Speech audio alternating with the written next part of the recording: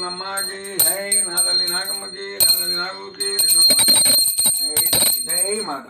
ప్రతి ఒక్కరూ కూడా పదే పదే చెప్పిందంటే ఇవాళ పౌర్ణమి గడియలు నిన్న ఇవాళ మీరు కూడా ఏదో ఒక గుడికి వెళ్ళి నామస్మరణం మీ నామాలతో అక్కడ నాయనా మా కుటుంబంలో ఏ లోటుపాటు లేకుండా జరిగిపోవాలని వేడుకున్నారనుకోండి, ఆ భగవంతుడు కొంచెం మీకు ఆ వరం అనేది కలిగిస్తాడని నేను చెప్తున్నాను. అంటే ఒకళ్ళు అంటారు మాకు తెలుసని, మీకు తెలిసి మీరు అట్లా ఉండరు, కుబీర్లు అయిపోతూ ఉంటారు. అట్లాగే తిస్కరించమాకండి. చాలామంది కూడా తిస్కరం అంటే మాకు తెలిసినవయ్యా, ఏంటి మీకు తెలిసేది? అన్నీ తెలిసిన వాళ్ళు మేమే అడుగేసినప్పుడు చాలా జాగ్రత్తగా వేస్తాం, అర్థమైందా?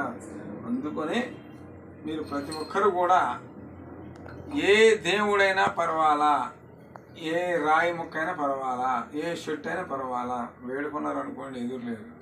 ఒక అతను అన్నాడులేండి, మర్చిపోయారేమో మీరు నా వీడియోలో చూస్తుండ్రు. ఒకప్పుడు చేశాడు, తులసిపాట పూజ చేశాడు, జమ్మిచెట్టు పూజ చేశాడు, మారిసింతలి దండం పెట్టుకున్నాడు.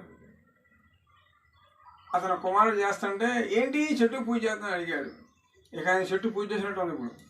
అంటే దేవుణ్ణి భగవంతుని తిరస్కరించామనుకోండి నరకం అంటారు. సత్యంగా నరకంకి వెళ్తాం కదా, బతికంగా నరకాలు జరుగుతున్నాయి. ఇప్పుడు కావాలి రండి, ఇక్కడికి రండి చెప్తాను. మీరు ఎవరు రాలేదు ఎందుకు తెలుసా? నిజాలు చెప్పేవాళ్ళు ఎవరు వస్తారండి?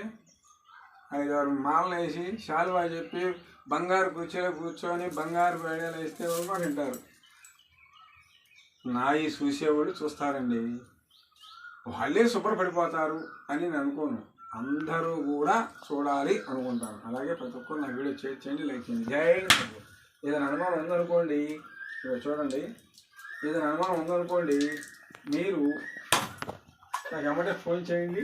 నా వీడియో మీద నా ఫోన్ నెంబర్ ఉంటుంది, దాన్ని బట్టి నేను మీకు ఇలా చేసుకోండమ్మా చెప్తాను. అలాగే ప్రతి ఒక్కరు నా వీడియో చేయండి. జై. నా ఓం భగవతే నమః లోకండేశ్వర నమో రాజేంద్రాయ ఓం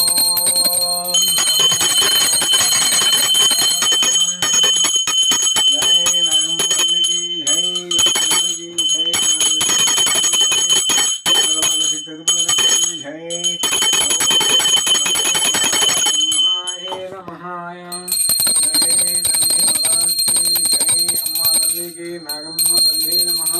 మా భూమి మీద ఉన్న మహానందరూ కూడా చల్లగా పాపలతో బిడ్డలతో పాడి పంటలతో జై మాత. జై తల్లి. ఓం భగవతే నమః నమో ఆదిశేషాయ ఓం లోకండేశ్వరాయ నమః నమో ఆదిశేషాయ.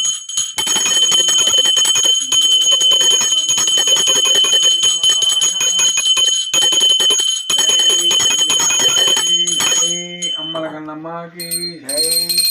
ఓం భగవతే నమః నమో నాగేంద్రాయ